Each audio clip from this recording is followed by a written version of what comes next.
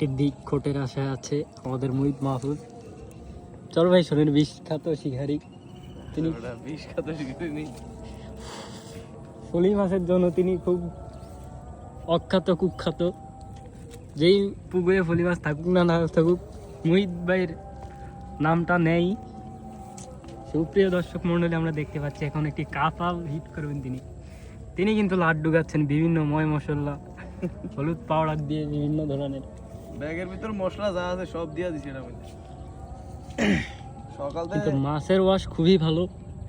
দু একটা যদি মাছের দেখা মিলতো, হচ্ছে না।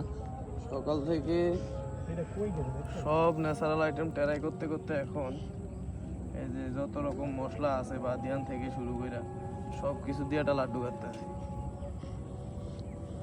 মাছের কি খোট হবে? মাছের খোট না হওয়ার সম্ভাবনাই সবচেয়ে বেশি, তারপরে হাল ছাড়া যাবে না ইনশাল্লাহ।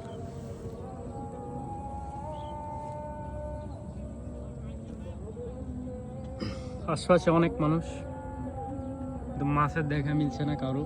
সকালে ছিল অনেক, প্রায় ওই পারেই 10-12 মাছ আর বেশি ছিল।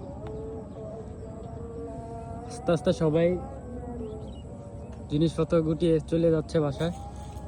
মাছের দেখা মিলছে না, তবুও হতাশ হয়ে ভাই বসে রয়েছে পুকুরের মানে খালের পাড়ে। একটা মাছের ওয়াশ শুধু, ওই যে ওখানে একটা মাছের মনে হয় ওয়াশ। ওইটা কি মাছের ওয়াশ দিছে? ওই যে ওই সিটটা এদিকে দেয় অল টাইম দিতে।